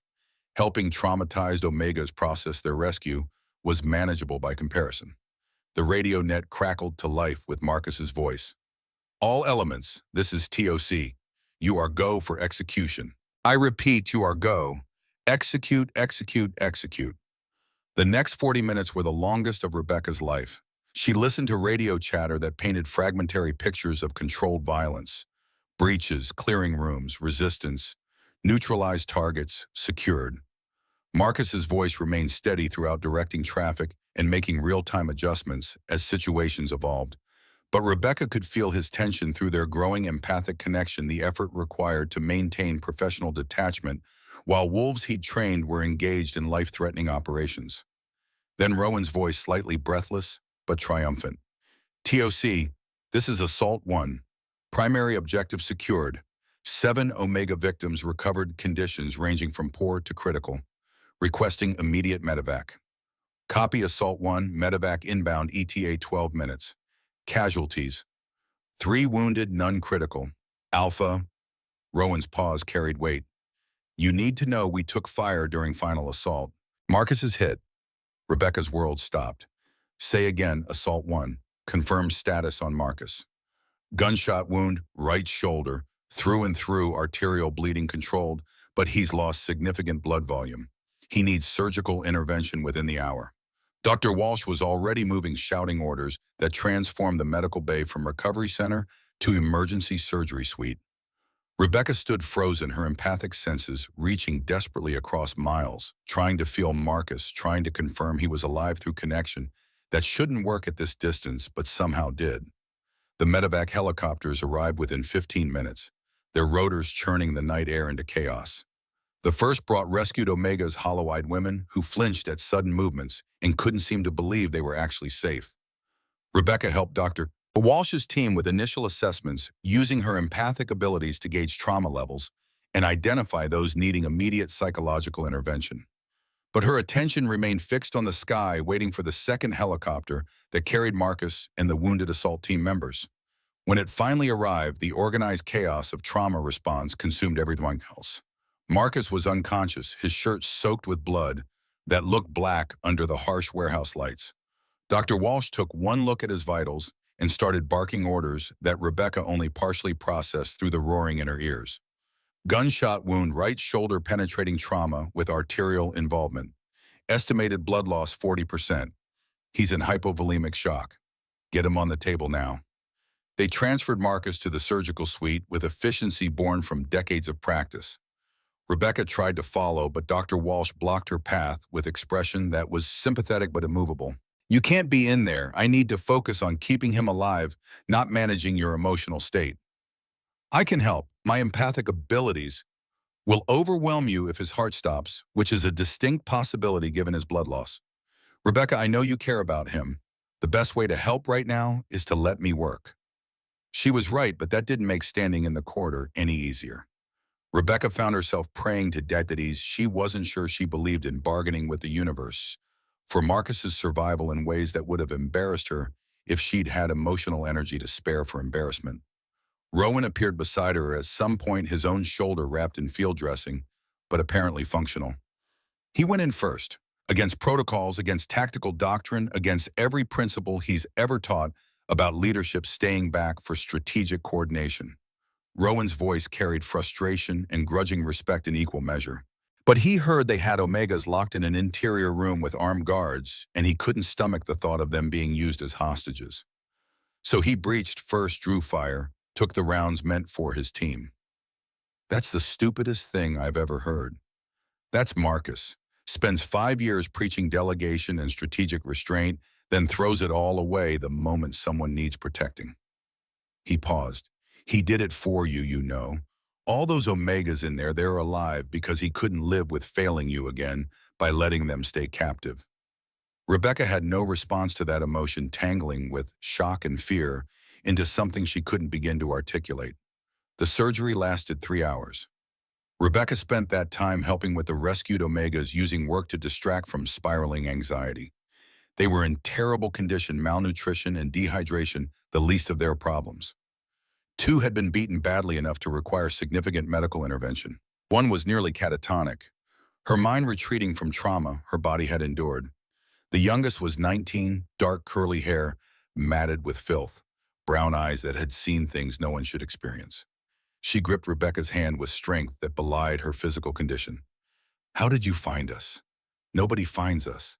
They told us nobody would come, that we weren't worth the resources." "You're worth everything," Rebecca said, meaning it with intensity that surprised her. "Every single one of you matters enough that 4 packs coordinated to bring you home." The girl started crying great heaving sobs that shook her entire frame. Rebecca held her through it, absorbing emotions too overwhelming for words, offering presence when nothing else would suffice. Dr. Walsh emerged from surgery as dawn was breaking her scrubs, blood-soaked, but her expression cautiously optimistic. "He's alive, critical but stable. The arterial repair was complicated, and he lost enough blood that his body is going to need time to recover. But barring complications, he should make a full recovery." She studied Rebecca with eyes that saw too much. "He asked for you, once while he was waking up from anesthesia, before he fully regained consciousness." Rebecca's legs felt weak, adrenaline crash finally hitting after hours of sustained crisis response. "Can I see him for 5 minutes? He needs rest more than he needs visitors." Marcus looked diminished in the hospital bed, his usual commanding presence reduced by blood loss and medical equipment monitoring vitals. His eyes opened as Rebecca entered, tracking her movement with focus that suggested consciousness was tenuous. "Did we get them the Omegas?" "All 7, they're safe." She settled into the chair beside his bed, careful not to jostle any of the IV lines. "You saved them, Marcus, but you nearly died doing it." "Worth it." His voice was barely audible.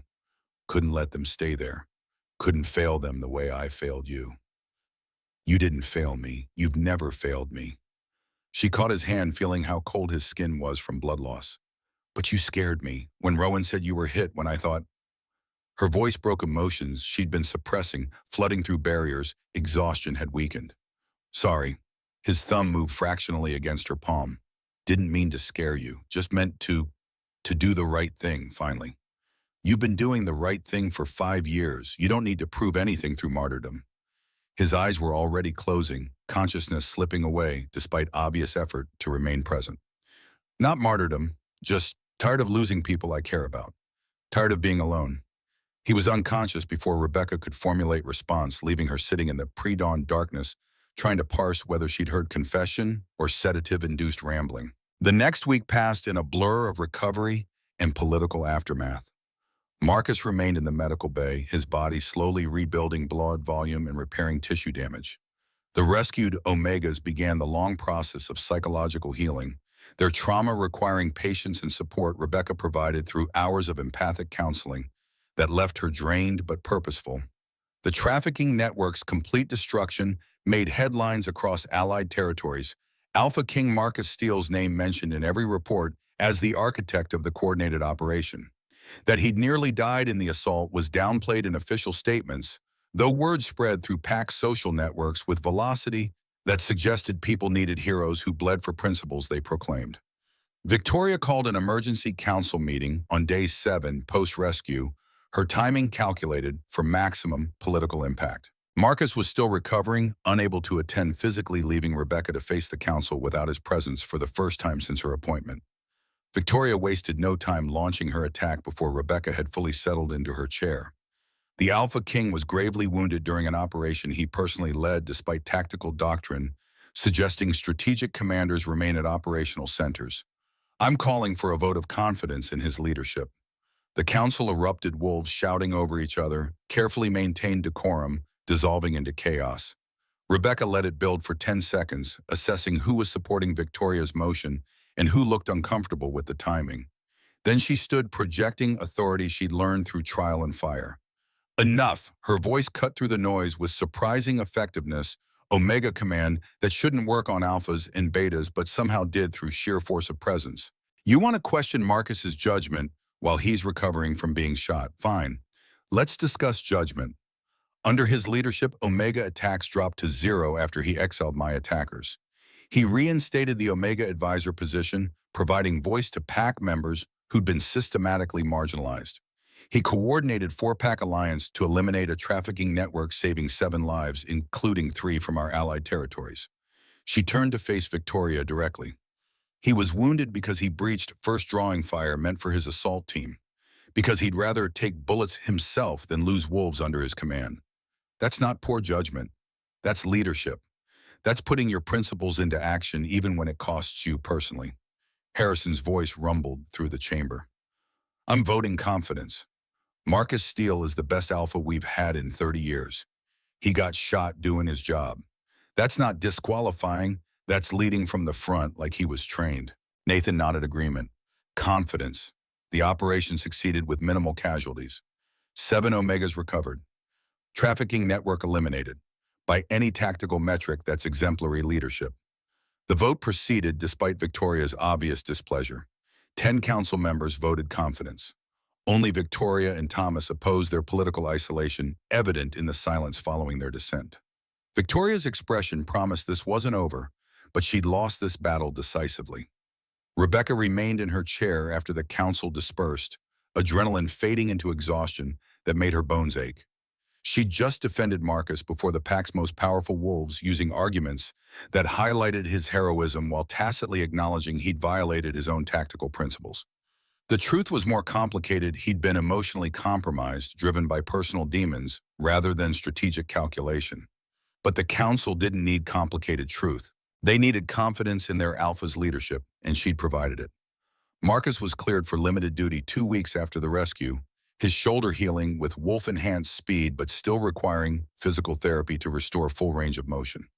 He attended his first council meeting since the assault, looking thinner, older, worn down by trauma and recovery in ways that went beyond physical injury.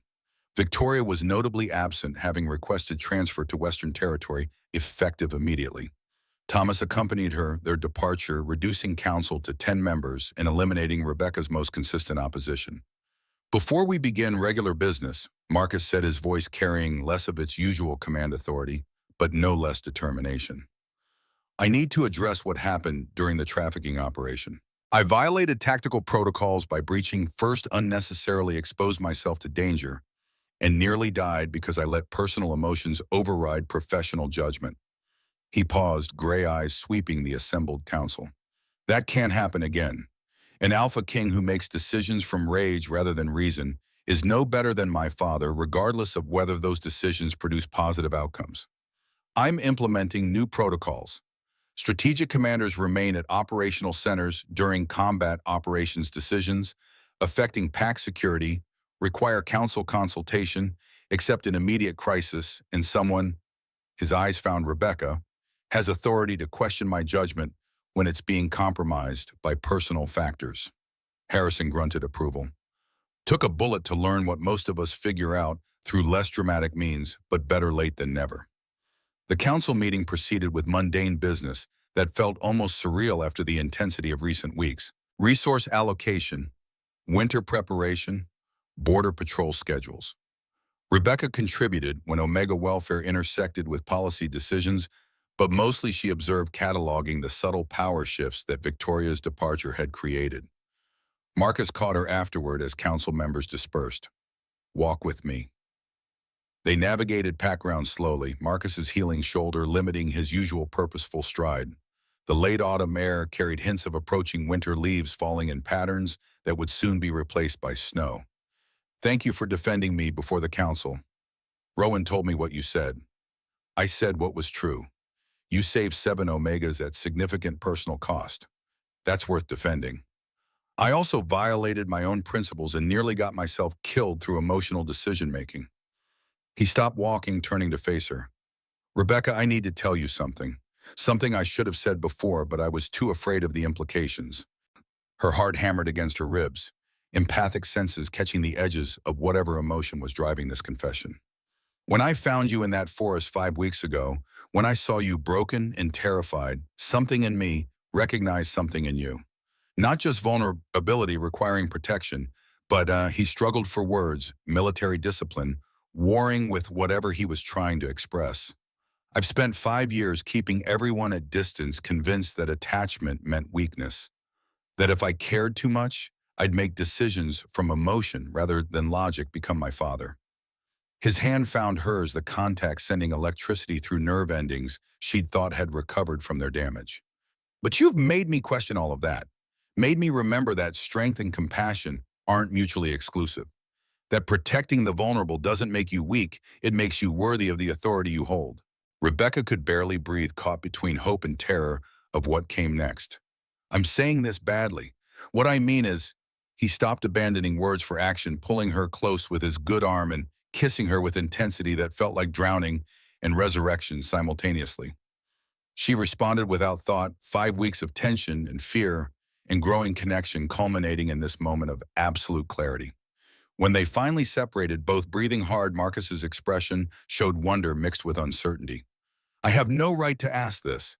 The power dynamic alone makes it inappropriate. You'd never know if you were choosing freely or responding to alpha authority."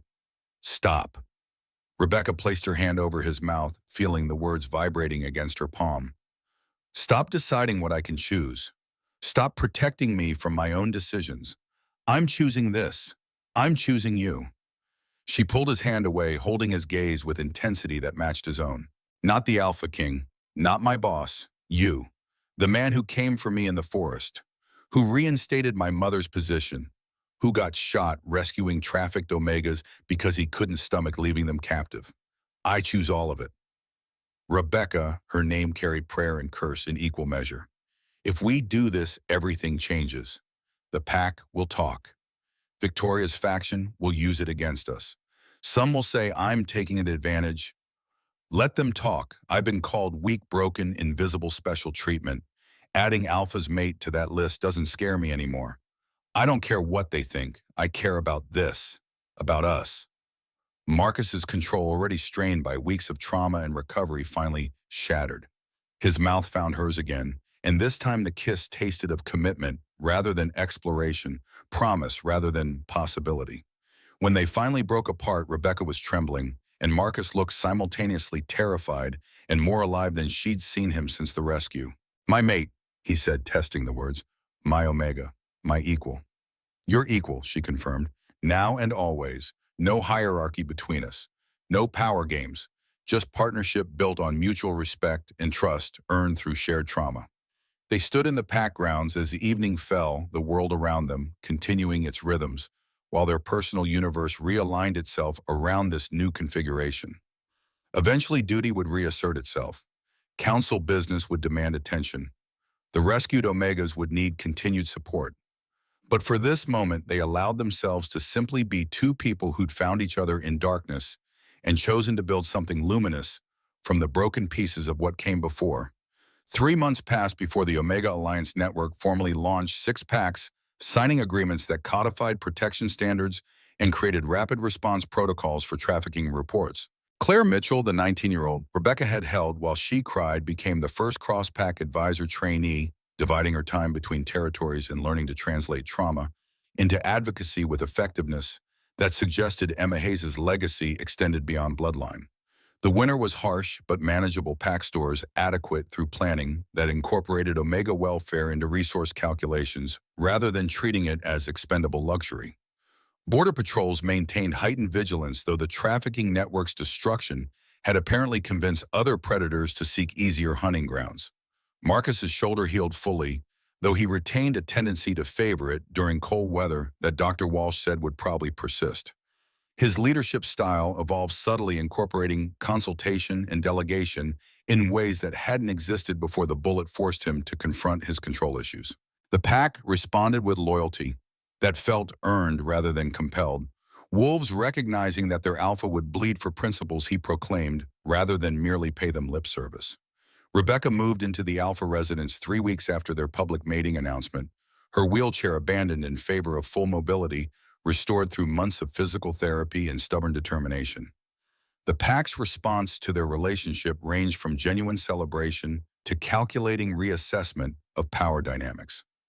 Victoria's absence made the political landscape easier to navigate, though Thomas's replacement maintained enough conservative opposition to keep council debates interesting. On a morning when spring was beginning to assert itself against winter's retreat, Rebecca stood on the Great Hall balcony, watching pack members gather for seasonal assembly. Young wolves training with Rowan's team, their coordination improving through practice. Omegas moving freely rather than hugging peripheries. Confidence transforming body language in ways that statistics couldn't capture. Harrison arguing with younger hunters about technique, his gruff mentorship producing next generation of pack leaders. Marcus appeared behind her arms, sliding around her waist and chin, settling on her shoulder. Happy? Yes, though I never imagined happiness would look like this.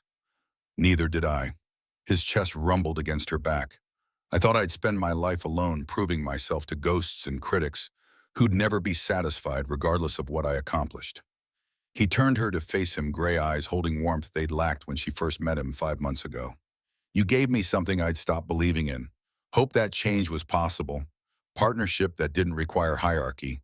Love that saw my scars and called them proof of survival rather than weakness. I love you too. Rebecca said the words still feeling new despite daily repetition. My alpha, my mate, my Marcus. Below them, the pack continued its rhythms. Claire laughed at something one of the younger Omegas said, her face bright with joy that had seemed impossible during those first days of recovery.